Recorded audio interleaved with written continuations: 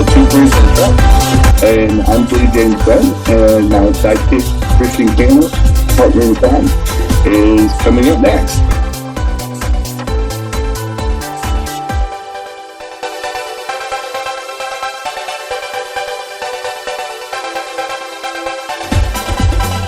Hey everyone, I'm Jim's sidekick. Welcome to Two Queers in a Truck.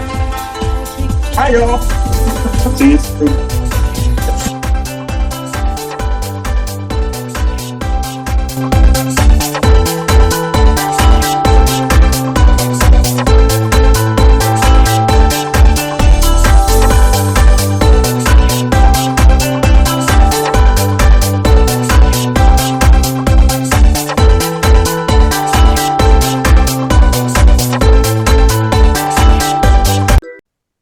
Good morning, everybody. It is Two Queers and a Truck time, and we're right at the end of May.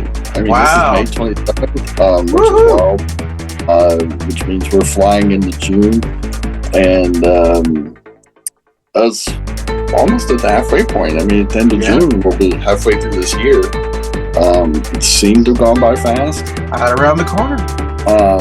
But we're getting close to International Pride Month as well, and it's just important stuff. We're really hitting some milestones. We're really getting into the thick of things. As far as midterms and we're halfway through this nightmare we call the second Trump administration and this dystopian craziness. But it's gotten pretty wild, and it's almost too much to discuss in even the podcast world. You have to pick and choose your battles. Even though I'm really not going to open up with anything Trump related, I don't want to be a broken record.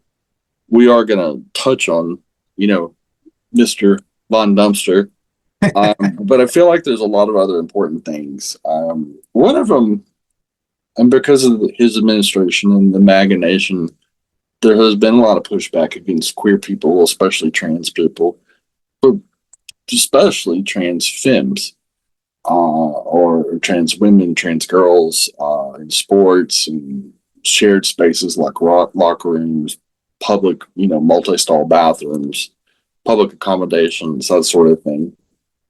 But one of the things you don't hear about a lot, and you can attribute it to they're not really targets, trans masculine people, trans men. One, you don't hear a lot about them. And it's usually not negative per se. Which I find it ironic is that most of these efforts that the Trumpers and the MAGAs are trying to do is ban us from anything that is declared a woman's space or a woman's event, like sports or stuff like that. But what they don't realize is they're going to put very muscular, hairy, trans men back in those spaces. If it really comes down to it and they really ratchet this down, what's going to happen is you're going to have trans men competing in the Olympics in women's sports because their testosterone will be considered medication, which will be allowable. If it is prescribed from a doctor and it is something like a hormone imbalance for cis women, for example, they can have higher than normal testosterone if there is proof and pattern they didn't just start shooting up testosterone right before Olympics or anything like that. But they're actually using it for a long-term maintenance medication, the same way trans men would be doing it. And so, just like in the case of the boys or the girls wrestling, boys wrestling in Texas, where Mac, this trans male, won petition the state twice to 2 years in a row to wrestle in the boys division, got denied, made him wrestle girls, won back-to-back state championships. But what I really wanted to touch on is how trans men don't really get any grief. They don't get any pushback. They don't really, the moment they look male and have mustaches and beards and jawlines that look more masculine, they get accepted as men in society. They gain male privilege in a bottle. And, it's one of those things that is both, I would say, frustrating, even though I'm happy for them, but it shows how much misogyny is in our society. You don't see any men throwing their arms around talking about trans men being in their spaces. And so are they projecting their own guilt because they know how bad they treat women and they assume trans women are going to act like men? And they're projecting their own guilt, their own desires, their own problematic because, the number one uh, category of gender that assaults people is men, cis men. They're the number one by far, like they're 70 or 80%. I think almost close to 90% of the assault victims are assaulted by cis men, especially on the sexual side. Even on the physical assault, like 75, 80%. Murder is like 80%. It's you don't see many female mass shooters.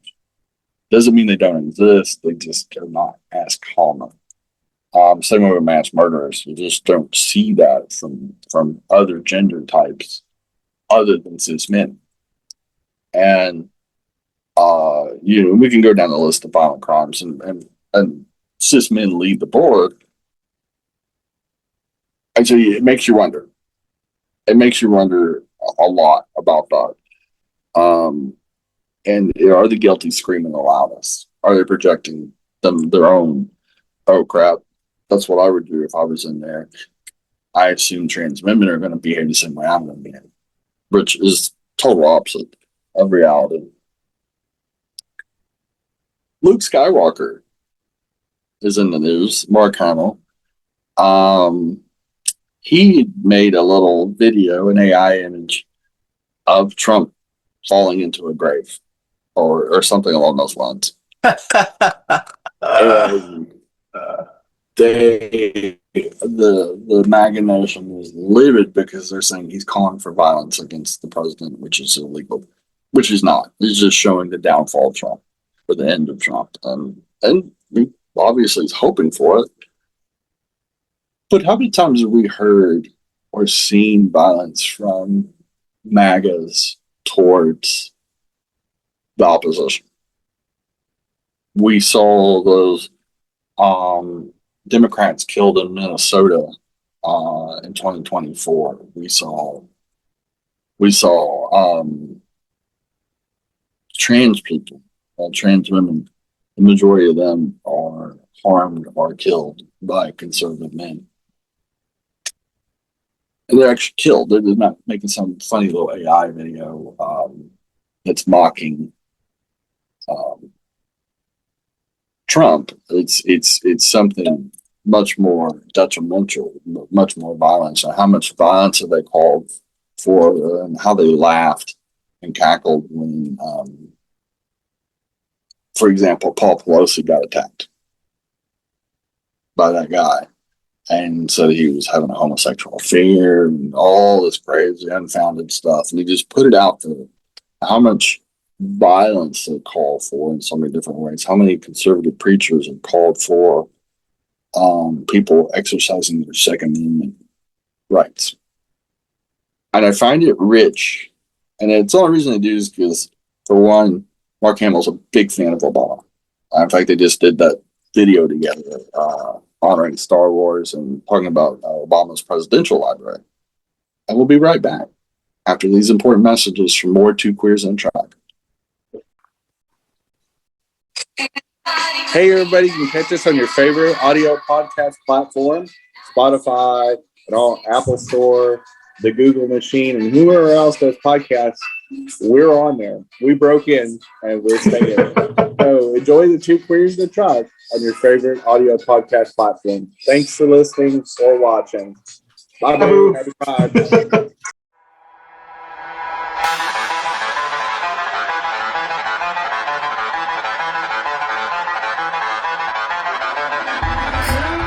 Hi, this is your Pascual Mateo.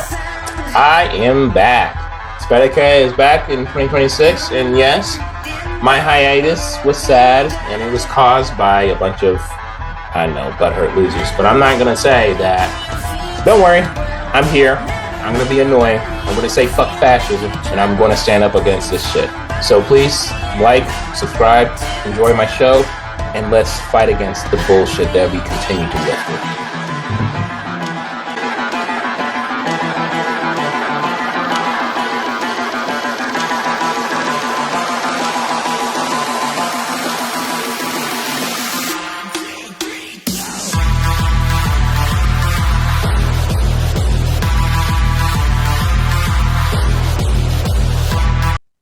Hey y'all, thanks for listening to Two Queers in a Truck. And we do broadcast on YouTube and Facebook in a video version. And we're also on all the audio platforms out there. So your favorite way to listen to your podcast.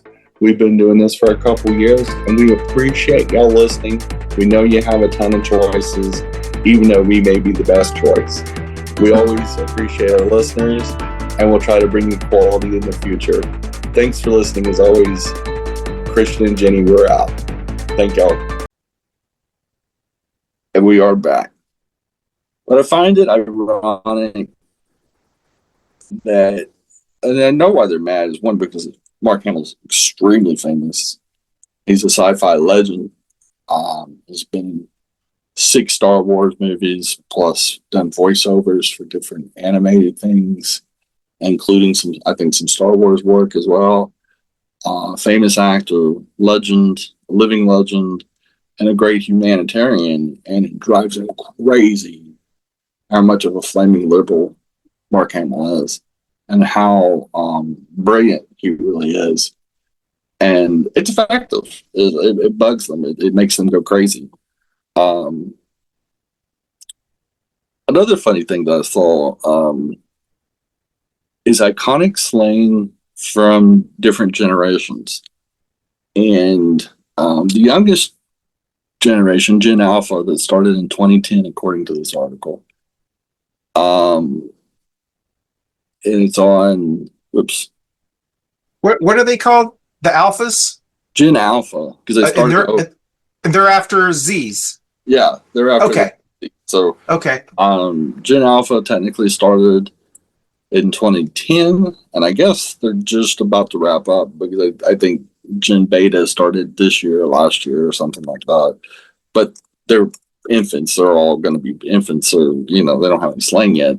But Gen Alpha has Bussin, Bussin. That means really good. I don't know how to pronounce this, so I'm going to probably sound like a Gen X person, but it's Gyat. But I guess it's Giat. It means big butt. Yeah. What does it mean? It means big butt. Like big booty. Yapping. Okay. Talking too much. Sigma. Lone alpha. Phantom tax. Stealing food. Gen Z flirting skills is called Riz. No cap means no lie. Sus, suspicious. Bet, okay, or deal. Mediocre, the slang word for it is mid. And doing great is slay. Millennials, live once means YOLO. Or bay means romantic partner. On fleek, perfectly styled, lit, exciting, or fun. Gen X, when we said we didn't care, we just say whatever. Guy or friend is dude. Awesome, we'd say rad. Unfair or fake is bogus. Fooled you is psych. And absolutely is totally. And baby boomers, amazing was far out. Goodbye was peace out. Disappointing situation, bummer. Understand it is dig it. Very excited was psyched. Cool and stylish is groovy. So, and they did do the silent generation, but there's not many of them left. So, but they use groovy, bees knees, daddy-o, hip, or hep. That was actually, I guess, maybe Hep C wasn't that big of a deal back then, but they used HIP or HEP, which meant trendy, square, boring person, cool cat with stylish person. So I found it fascinating to see it on this Instagram story, and it was cute because how the slang has changed over the years. But like Riz, for example, is short for Rizzo, which is from the film Grease. And that movie was like late 70s, early 80s, and Yeah. it was about the 1950s. And so Yeah. I find it interesting that these babies are using a term like that when I bet you they don't even know who Rizzo is. Sure. I Yeah. bet they don't even know the movie Grease, unless they're a theater geek or something like that. And, because that hasn't been popular in a minute, as far as I know, unless there's like a new trend of watching Grease in old movies.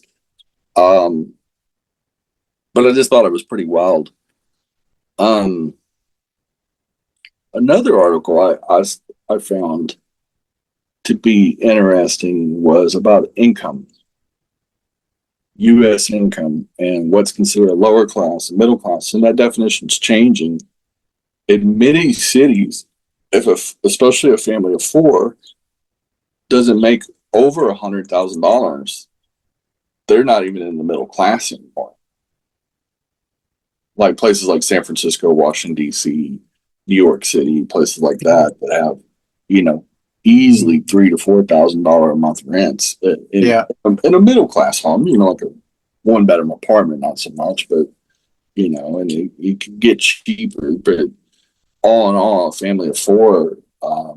But U.S. income class is defined now in 2026 dollars.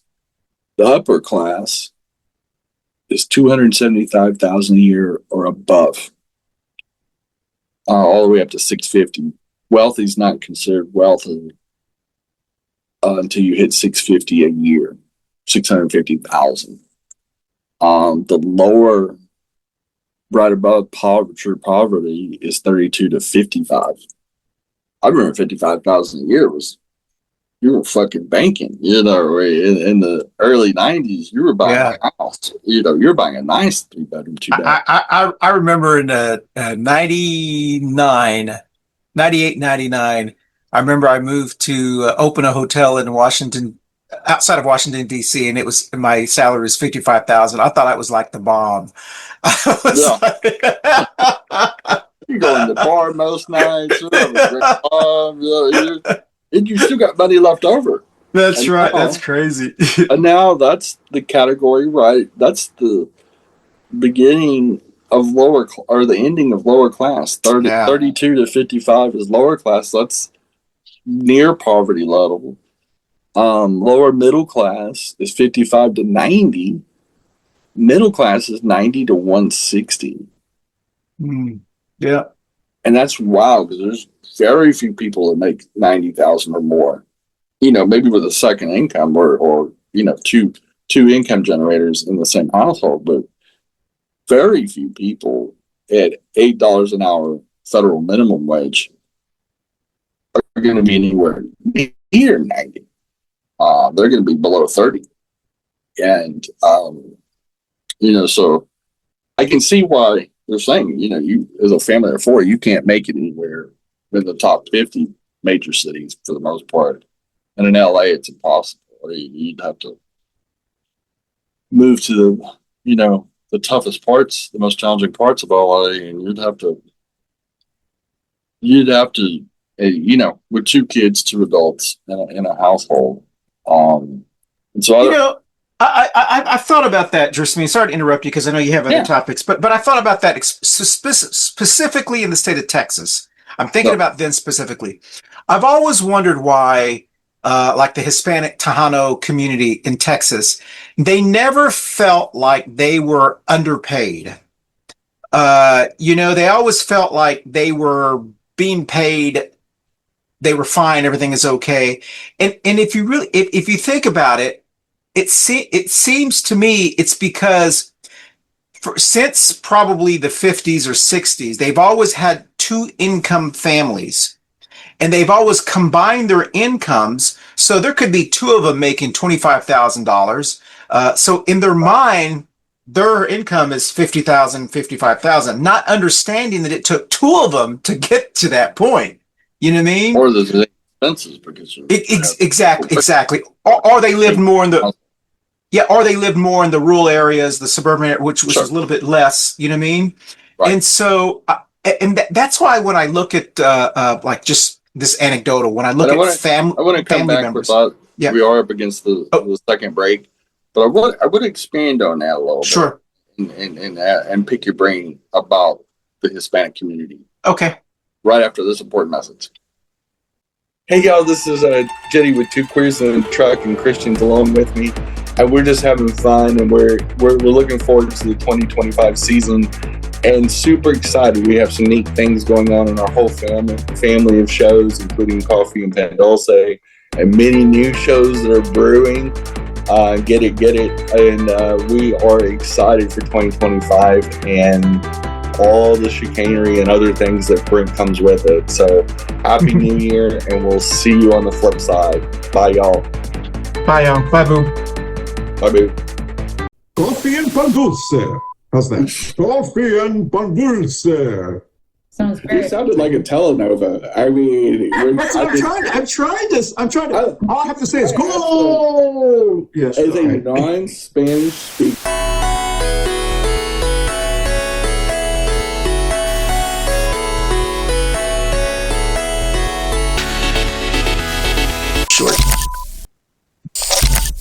All right, let's talk about his Jesus Jesus meme. You know what I'm talking about? Okay, yeah. That'll be the show. All right, here we go. Okay, so we'll just take this last commercial, and then we'll come back. All right, here we go.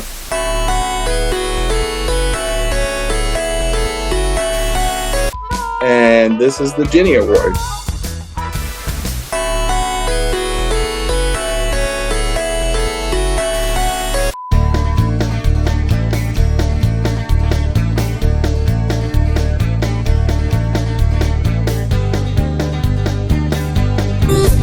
And this is the Pendejo Chronicles.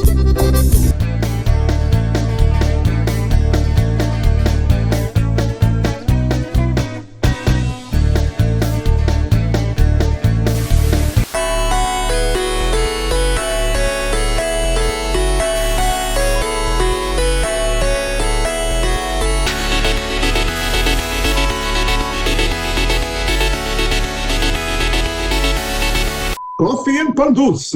How's that? Coffee and Pan Dulce. But that is a very important point, and it may be one of the reasons a little higher percentage than traditional. Some Hispanic men have been voting more and more for Republicans and putting up with Republican shenanigans, especially in Texas. Because in their minds, they're okay. Yeah, exactly. When they're actually making less than exactly, because they put their wives to work, or they've got family businesses, or they got multiple generations living in the household, like retired grandparents that are babysitting kids, so they don't pay $1,000 or $2,000 a month for childcare. Exactly. They don't. They make do with a lot of things. They still live like my grandparents lived, with garden. They don't go out as much. They have family barbecues. They do a lot of things that are less expensive to live. They don't. Yes. Especially in rural Texas or South Texas, and a lot of those places that have year-round farmers markets like LA. Yeah. They have access to so much things that would normally be more expensive in, say, a Dallas or even a Chicago or exactly. Like that. And maybe that's why the Florida and Texas Hispanic communities vote so conservatively, because they just not started feeling it until recently with all the roundups, more aggressive stature towards the Hispanic community, and of course inflation, which is biting us all. I mean, everybody's paying for hit the gas tank, no matter how you live, you're still paying more. But yeah, that's a really good point. That's something I've never thought of, is the fact that many of them have businesses like childcare. Yes. Yeah. They have maid services. They have all kinds of side hustles. You know, And in a way, it almost hate to say it like this, but it masks their true their true wealth. right. And so they're in their mind, they feel like they're at the same level as the Joneses that live in Highland Park, Dallas, or or more of a city kind of area, because they see themselves having similar things that they do, not understanding that it's taken them twice as hard to get to that point. Right. You know what I mean? Well, but to be fair, they're in their own silo. You know. Yeah, exactly. And their social circles. The Hispanic community tends to be more religious. Yes. So their social circles are their neighbors, are not as their church members, things of that nature. And so they don't see much, just like we do. Yeah. We don't hang out with a lot of, I'll use myself as an example. Yeah. Go to a lot of places that are tractor pools and redneck conservative stuff. I don't go to, anything where I'm going to encounter a lot of pushback. And so my silo, I'm going to live the lifestyle that's similar to what my social circles are. Exactly. Like, yeah. The people around you and things like that. Yeah. Exactly. Yeah. So if my social circles, for example, live in a certain place that's more expensive, or does more expensive things, or it's a more expensive city. Yeah. You're going to do more of that. To that. You adapt to your surroundings. And so there's probably certain things up until recently, like the last couple of years, the first Trump administration maybe didn't affect them as much. And so they're kind of going, what's the deal? And this is, you know how people say social media is bad and this is what, I don't think it's all bad, but I can see if you're not a worldly critical thinking type of person and you're in that group like we're talking about that has to have the two income family that's living in the more rural area that thinks you're middle class, but you're probably not really middle class, but you think you are because the other people that are around you. Maybe they're because they've been able to contain costs, for example. Yes, exactly. Yeah, exactly. Because how they live according to their culture. Exactly. They may. Yes. They've been able to hedge their bets until now. And exactly. If they're involved with the agricultural community, for example, and diesel prices have gone up to $7 a gallon, and migrant workers have been rounded up, and so many ripple effects in those areas. And so now. And then now to top it off, they're looking at Facebook or Instagram, and they're seeing people like us who are going to West Hollywood, going to a concert, going to this, going to travel, and they're like, "Holy camole! Those people are cheating, are doing something wrong. That why can't I do that? You know what I mean?" Right. And then that's when they start getting angry at the elites, at the college educated people, because they see these other people doing things, which some of it's, it's 50% of it's not, it's social media, you know what I mean? Right. Sure. You don't know what it took for someone to pay for that cruise, or whatever, And or if they're in the industry and they got a exactly. Or something like they're a hotel manager and they got something through CLIA and they got a half price cruise. They got a credit discount. Exactly. Because they're working in the industry, which happened to me before. And when I worked in the travel industry, I got a ton of discounts and free park tickets and all kinds of crazy stuff. And I think it's a combination of two things that were said. I think it's a combination of social media creating more awareness. But I think people start looking for reasons to be mad after the hijinks of Trump affect them. Sure. When they voted for that. And so I think now people that have been greatly affected the last 2 years by the war in Iran, by so many things that are going on. They're like, well, wait a minute, maybe I need to look around outside of my group, and it's like a forced awareness. It's a forced being woke and waking up from this Kool-Aid drinking. And then all of a sudden they're going, oh, maybe I was a little wrong about this. Now I'm pissed. But then they usually project them being pissed to the wrong group. They get mad at the liberal elites. They get mad at the queers. They get mad at all the other things. They don't necessarily do the thing to fix the problem. Yeah, here's a good one.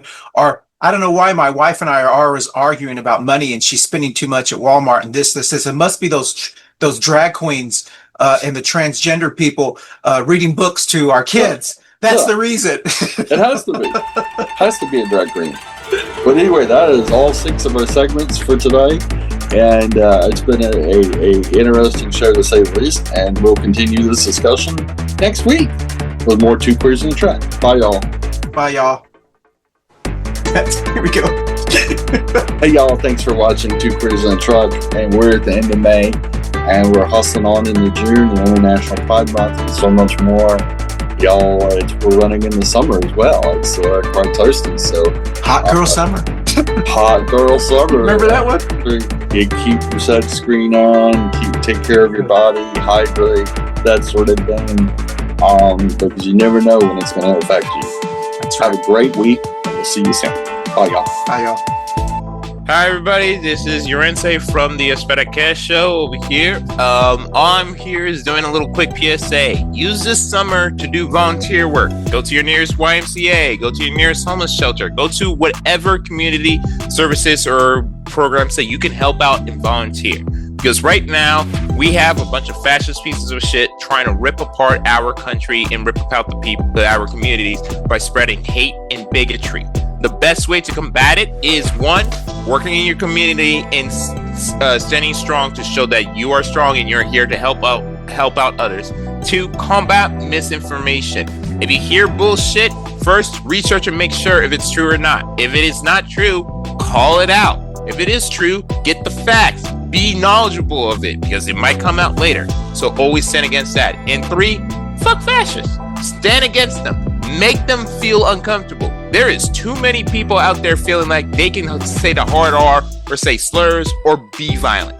Make them understand that a lot of people died to make sure this hatred and bigotry does not exist. All our civil rights workers, all the people who stormed Normandy, everybody who fought against intolerance and hatred, they died and worked their asses off to stop this. So follow in their footsteps and stop this madness. This is Gersemi again from Americo, and all I can say is be there for your community and stand up for what's right. Fuck fascism and have a wonderful day.